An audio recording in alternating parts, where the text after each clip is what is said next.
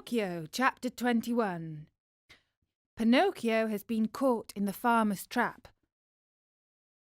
Will he be any use to the farmer? Pinocchio, as you may well imagine, began to scream and weep and beg. But all was of no use, for no houses were to be seen, and not a soul passed by on the road. Night came. A little because of the sharp pain in his legs, a little because of the fright at finding himself alone in the darkness of the field, the marionette was about to faint, when he saw a tiny glowworm flickering by. He called to her and said, "Dear little glowworm, will you set me free?" "Poor little Pinocchio," replied the glowworm, stopping to look at him with pity. "How came you to be caught in this trap?" "I stepped into this lonely field to take a few grapes and—" "Are the grapes yours?" "No." "Who has taught you to take things that do not belong to you?" "I was hungry." "Hunger, my boy, is no reason for taking something which belongs to another." "It's true, it's true," cried Pinocchio in tears. "I won't do it again."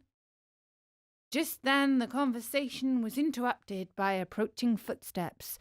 It was the owner of the field who was coming on tiptoes to see if, by chance, he had caught the weasels, which had been eating his chickens.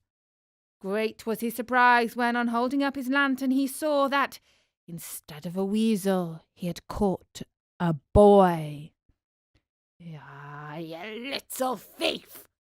said the farmer in an angry voice. "So you are the one who steals my chickens!" "Not I! No!" cried Pinocchio, sobbing bitterly. "I came here only to take a very few grapes." "He who steals my grapes may very easily steal chickens also. Take my word for it, I'll give you a lesson that you'll remember for a long while." He opened the trap, grabbed the marionette by the collar, and carried him to the house.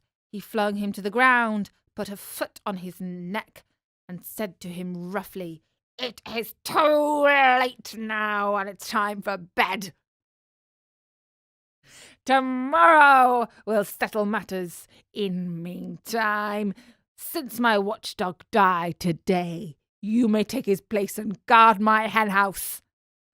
No sooner said than done. He slipped a dog collar around Pinocchio's neck and tightened it so that it would not come off.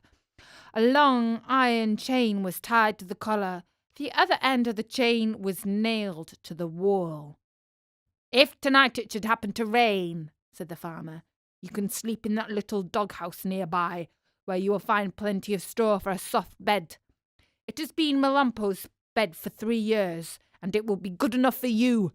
And if by any chance any thieves should come, be sure to bark." After this last warning, the farmer went into the house and closed the door and barred it.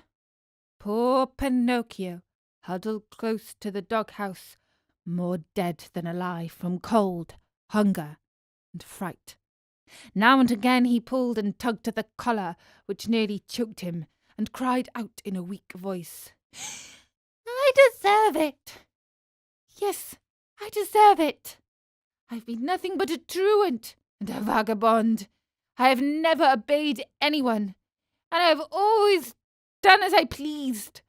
If I were only like so many others, and had studied and worked and stayed with my poor old father, I should not find myself here, now, in this field, in the darkness, taking the place of a farmer's watchdog. Oh, if I could start all over again! But what is to be done can't be undone. I must be patient." After this little sermon to himself, which came from the very depths of his heart, Pinocchio went into the doghouse and fell asleep. And that was Pinocchio, Chapter 21.